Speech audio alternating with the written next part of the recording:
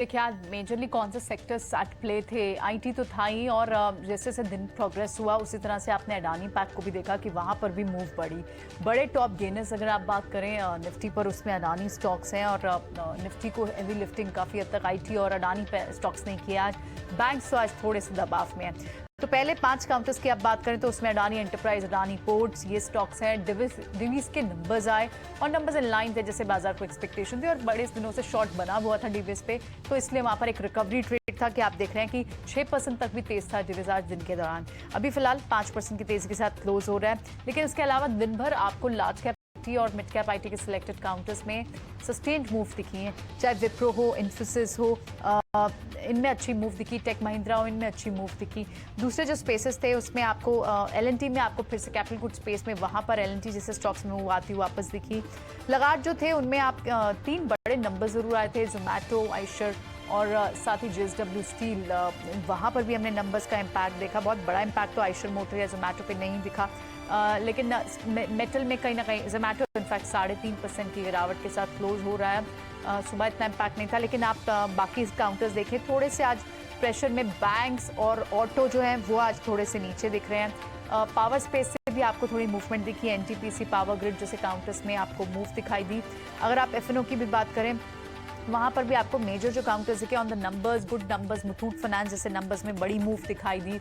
News का impact कहाँ mid cap space में आए। सीमेंस का हमने बात की क्योंकि उन्होंने अपनी जो 2 सब्सिडरीज हैं उसको पेरेंट ग्रुप को सेल ऑफ करने की बात की और वैल्यूएशन बाजार को पसंद नहीं आ रही, जिसके चलते आपने देखा सीमेंस पर बड़ी आज गिरावट दिखी। बालाजी अमाइन जैसे स्टॉक में 9% की मूव दिखी। इंडिपेंडेंट डायरेक्टर्स का रेजिग्नेशन हुआ, नंबर्स खराब आए, ये बड़े ट्रिगर्स रहे, इसकी वजह से वहाँ पर आपने शॉर्ट देखा।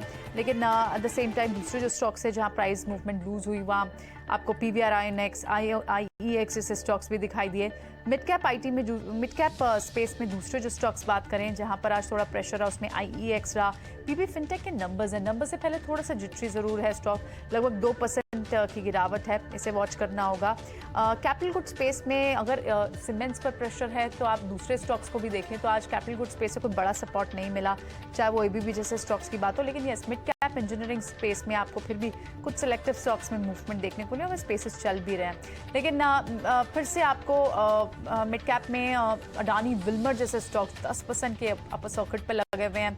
दूसरे जो स्टॉक्स है उसमें पूनावाला, फिनकॉर्प, पीएसयू बैंक्स में कुछ numbers like PNB, Indian bank, यहाँ से आपको मूव वापस दिखाई दी। सीमेंट तेज था आज, for that matter Ambuja and ACC तो अडानी पैक का है, लेकिन अदरवाइज आप रैमको सीमेंट, इंडिया सीमेंट और मिड कैप सीमेंट काउंटर्स को देखे, सांगी इंडस्ट्री जैसे, इंडिया सीमेंट जैसे काउंटर, वहाँ पर भी आपको मूव दिखाई दी। और इंडिया सीमेंट्स का एक रीज़न आईपीएल की वजह से भी रहता है, वहाँ पर भी आपको मूव नहीं, लेकिन अदरवाइज आपको दूसरे जो स्पेसेस है उसमें हॉस्पिटल, डायग्नोस्टिक, वहाँ पर भी आपको मूव देखने को मिली। आप डॉक्टर लाल पाथलैब जैसे काउंटर्स करें, अपोलो हॉस्पिटल, फोर्टिस, वहाँ पर आपको बेटर मूव देखने को मिली।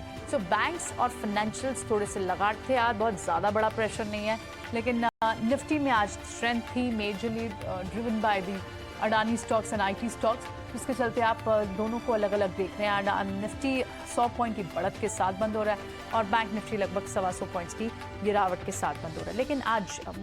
लेकिन आज बड़ा जो अपडेट रहेगा वो ये रहेगा यूएस मार्केट से, क्योंकि डेट सीलिंग रेजोल्यूशन पर बहुत कीन नजर बाजारों की बनी हुई है।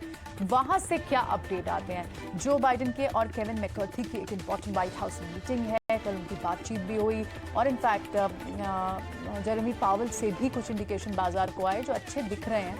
देखना होगा यूएस मार्केट से कैसे हमें सिग्नल्स मिलते हैं और कल हम कैसे रिएक्ट करते हैं। फिलहाल